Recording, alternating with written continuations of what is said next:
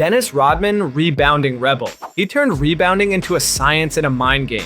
Reading flight paths, nudging angles, and wearing opponents down until they hated every bounce. Height never defined him. Obsession did. And that obsession flipped possessions without needing touches. Teams planned for scorers and got ambushed by a human magnet, tipping balls twice, 3 times, then ripping them away. He studied shooters, tracked release points, and turned chaos into certainty. Offense barely mattered, which was the point, because his pressure bent games. Screens felt like invitations to fight through. Rotations tightened when he arrived, and the moment you relaxed, he stole another possession. That relentlessness set a tone, and opponents knew it was a very long night. Tony Allen, the grind father. He played like a full court alarm system, blaring in your ear until you forgot how to dribble. Offense was a courtesy, defense was the job, and he clocked in early. He chased over screens, body checked drives, and turned star guards into frustrated passers. Coaches bent lineups to hide his jumper and asked him to keep hunting steals. Teammates trusted that if he tripped on a screen, he would bulldoze through the next one. He feasted on angles, snatched deflections, and lived inside scouting reports. Shooting under pressure never scared him, preferring to steal the attempt. Awkward release, relentless feet, and contact created noise that derailed rhythm. When he played, teams tightened and winning followed. Sean Marion, the Matrix. His jumper looked like a glitch, but the box score never complained.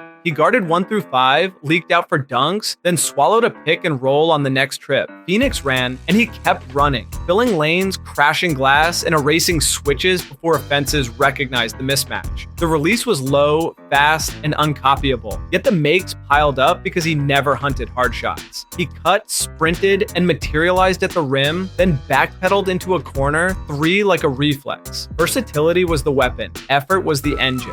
Night to night, he modified his role, turning schemes into puzzles. Guard a star wing today, a Hall of Fame big tomorrow, and score. Josh Hart, the guard who rebounds like a big. He crashes from the arc like a safety, times the bounce, and turns long misses into extra life.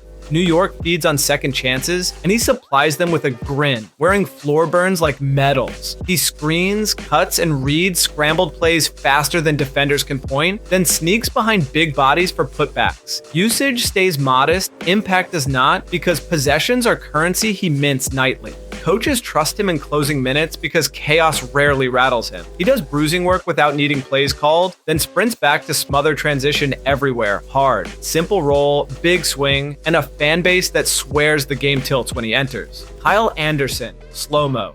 He moves like a buffering wheel, then slips past a faster defender who lunged a beat too early. The handle is deliberate, the footwork patient, and the decisions stingy, so possessions end clean even when the clock squeezes. He uses fakes like trapdoors, drawing help a step left, then threading a pass through the opening nobody else waited to see. Threes are a suggestion, not a diet. The paint is his workshop, with floaters and angles that unspool at half speed. On defense, he plays geometry, walling drives with reach and timing. Coaches love the calm because it settles lineups, and the numbers smile when he is on. It looks slow, but the scoreboard keeps agreeing. Jason Williams, white chocolate. Every dribble felt like a dare. He flicked no-look passes, bounced elbows into highlights, and zipped lasers full court just to prove they could land. Simplicity wasn't in his vocabulary, and defenders never relaxed because the ball might appear behind their ear. He averaged nearly 6 assists, but turnovers shadowed him, as risk was part of the deal. Fans loved the show because even his mistakes felt like entertainment. He wasn't polishing possessions, he was rewriting them in spray paint, quick and wild. His defense, opportunistic gambles at best. But when he had the ball, energy surged. He made basketball unpredictable, messy, and unforgettable. That unpredictability is exactly why his style still echoes. Lance Stevenson, streetball showman.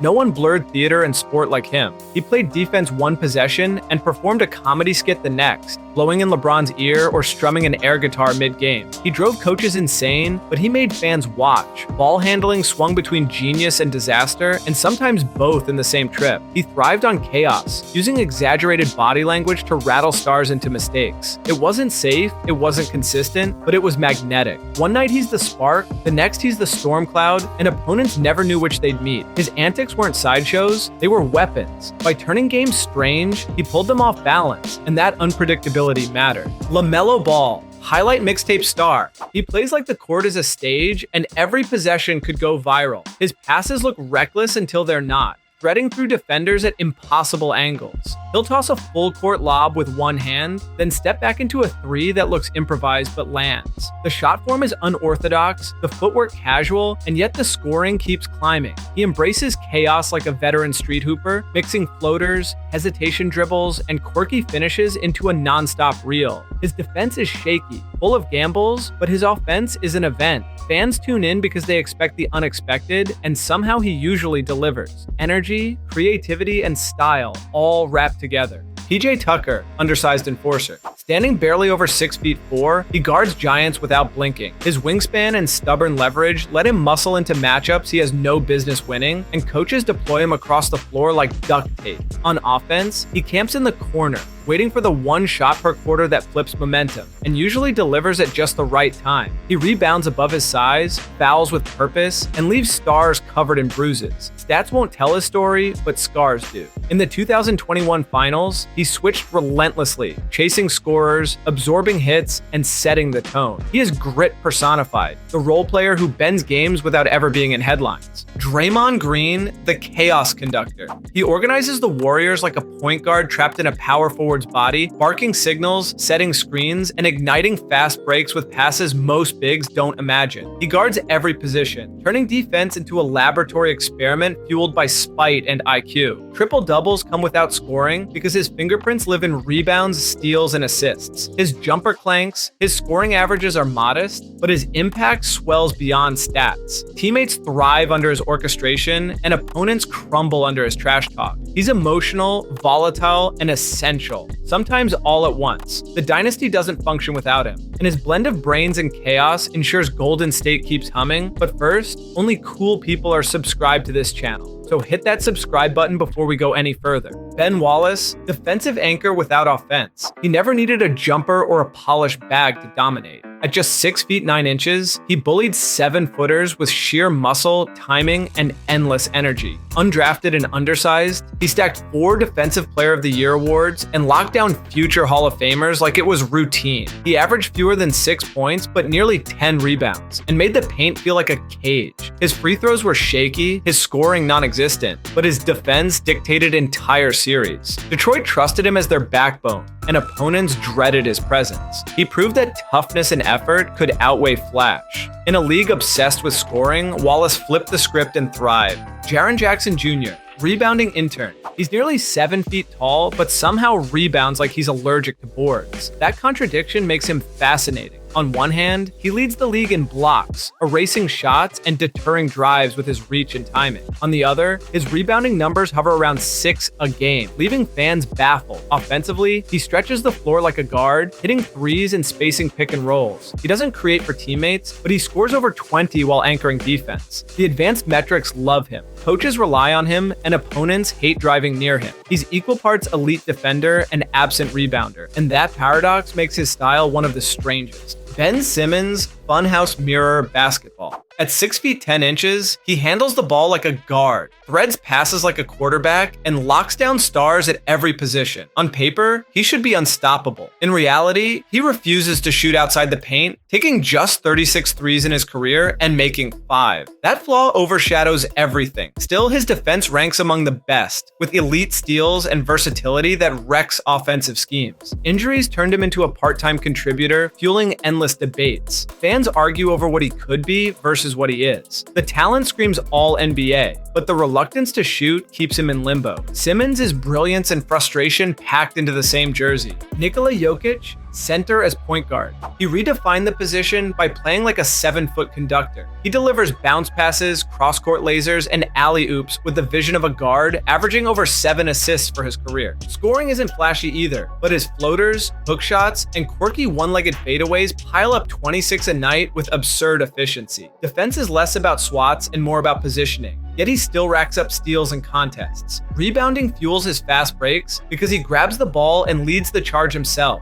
He moves slowly, but the offense speeds up through him, and Denver thrives. Jokic breaks every rule for what a center should be and makes new ones work. Victor Wembanyama, the 7'4" unicorn. He's a teenager with an 8-foot wingspan, yet he dribbles into step-back threes like a guard. Most players his size park under the rim. Wemby launches fast breaks and pulls jumpers instead. In 2024, he played center most of the time, but also logged minutes at small forward, which is unheard of. He led the league in blocks while still holding guards under 40% shooting on switches. Offensively, he averaged over 24 points with Euro steps and fadeaways straight from a Wings playbook. The impact is immediate. His on-court presence flips net ratings even when the team loses. He's a generational anomaly, a prototype that shouldn't exist. And that's why everyone is watching. Magic Johnson, big point guard revolution. At 6 feet 9 inches, he wasn't supposed to run the floor like a guard. Yet he transformed the position forever. Magic averaged nearly 12 assists for his career, whipping no-look passes that left defenders spinning. He posted up smaller guards, rebounded like a forward, and even dropped 42 points playing center in the finals. Three-pointers weren't part of his diet, but he still finished with over 19 points a night because his efficiency was unmatched.